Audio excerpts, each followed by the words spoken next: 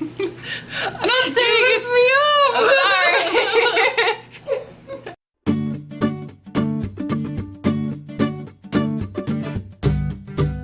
Last but not least is selecting the colors for your fabrics. If you're going for accuracy, something that you can do is use a program like MS Paint to open an image of the character in it and use the color dropper to make swatches of that color to have a really good reference. If you're ordering the fabric online, you can take the image of the fabric and pull color from that to see how closely it matches. Since you are translating something 2D to real life, you know, if you're taking it from an anime, it is okay if the colors that are on the screen do not really look good in real life. If you have a character who has bright yellow in the costume, it might not look so good. But you know, it's a classy costume, and it might look better in, say, a golden color. Like a golden yellow if it's not too fancy, or literally gold if it's something that you think would suit it. You just have to make your own judgment really when it comes to like selecting fabric choices. Next is props. I like props. Props, again, are not something that's particularly necessary for your cosplay, but they are going to add a little something extra to the cosplay. They look cool. And when you're getting your picture taken, they give you a lot more pose options and a lot more interesting poses that you can do. Just like with costumes, you know, you can buy a prop, you can have it commissioned, or you can make your own. And if you're going to be buying or commissioning your prop, then the same things that we said about costumes are going to apply here too. Things like check reviews and provide good reference pictures if you're going to have your prop commissioned. You're gonna spend a lot of money if you get a commission. Oh, you better be yeah. ready to make it rain. If you're going to make your own prop, then there are a lot of different materials that you can use. Basically anything you can think of, from cardboard to foam board to... Cardboard does work. It works for stuff. If you, if you do it right. Use it correctly. If you use it correctly, you will be surprised what you can do with cardboard. Insulation foam or spray foam, and some people even do resin casting. It all depends on your skill level, your resources, and how much money you got. And if you have the proper space, because some things are going to emit fumes that you're not going to want to just sit and breathe in. If you cut insulation foam with a hot knife or hot wire, it does release fumes, so you don't want to do that inside. My personal recommendation for weapons, like things like swords, would be to use insulation foam, because this is a really cheap option. You can get huge sheets from somewhere like Home Depot for around $15 to $20, and you can cut these with X-Acto knives. And it's lightweight.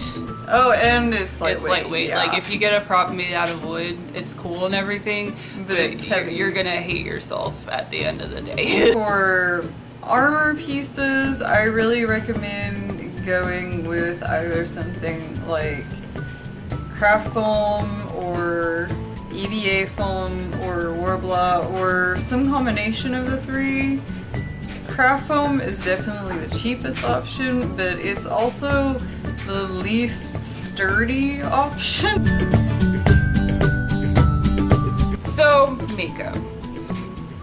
I would recommend that you wear at least the very basics of makeup when you go out in your cosplay. you can just put on your primer, foundation, setting powder, maybe a little eyeliner, and you're good to go. More than likely, you're going to get your photo taken at a convention. If you are cosplaying, you are most likely going to get your photo taken. If you don't wear any makeup and you get that photo back and your face is washed out and shiny, then it's because you didn't put on makeup. So I recommend, you know, no matter what gender you are, slap on some makeup, even if it's just the very bare basics, and you will be good to go. If you want to do more with your makeup, there's all kinds of cool stuff you can do. Lots of tutorials out there for specific characters if you want to go that route. If you want to appear more feminine or more masculine, there's ways that you can play around with contouring to sort of manipulate the shadows on your face to create and emphasize the features that you want to, or kind of hide the features you don't like. If you are cosplaying someone that is very feminine, you know, magical girl, idol, that kind of route, I recommend that you play around with falsies or false eyelashes. They do make a difference. They make your eyes appear much bigger. They give a much more feminine appearance, and they look pretty. If you are on a budget, there's plenty of cheap brands out there that will work just as well. If you can invest, you know, some money, because you will, some serious cash, I definitely recommend it. I recommend building up, you know, a collection over time. If you do have a budget, it is still possible to get some, you know, good results with your makeup. Finally, contacts. These are completely optional, and if you have problems wearing contacts, I don't recommend using them. Costume contacts in general are thicker, and so they're not going to allow your eyes to breathe the way that normal contacts would. And also can't wear these contacts for extended amount of time because of that. Finding reputable sellers for your contacts is extremely important.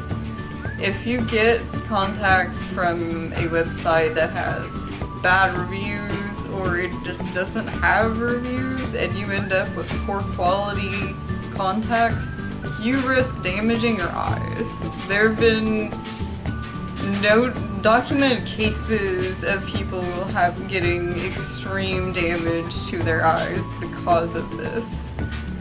There is actually a specific thread on the cosplay.com forums that is a really good reference that I still reference when I'm looking for contacts, that lists a lot of really good reputable sellers. So I'm going to include that link in the description below. If you have an astigmatism like I do, you're going to need to get what's called toric lenses. These are made specifically for people with astigmatism and are made custom to your eye shape. The reason that it's so important to get toric lenses if you have an astigmatism is because of the fact that your eye is a different shape, and regular prescription lenses are going to move around on your eye and they can scratch the surface of your eye and cause serious damage. When I first started cosplaying, I made this mistake. I got prescription lenses based on my glasses prescription and thought that maybe that it would be okay because toric lenses are very expensive. They usually run around $80 per pair. So what happened is I wore them around the con for about an hour and my eyes started feeling really irritated. I took the lenses out immediately, and I could not see for the next 30 minutes to an hour. Not very well anyway. My vision was extremely blurry. So I can't stress enough that it is really important to get toric lenses if you have an astigmatism. There are some cases when people have very slight astigmatism. If you wear contacts normally and you don't have to get toric lenses normally, then you should be fine. However, if you have even a mild astigmatism, you're gonna need to get toric lenses. In the end, if you're having fun, you're doing cosplay right. That's the most important thing. Everything we talked about are just guidelines. It's not any kind of rules of cosplay. More like guidelines than actual rules. Oh my god, you nerd. That is it for Cosplay 101. Again, we're going to have more videos on the way up for each specific topic that we talked about today. So please hit that subscribe button if you want to see more of these videos. I don't know where the subscribe button is. Is it like Just over the point corner? wherever, just Wherever you can click. wherever the subscribe button is, please click that. Again, thank you for joining us today, and I hope that you guys have fun out there cosplaying. See you guys later. See you next video.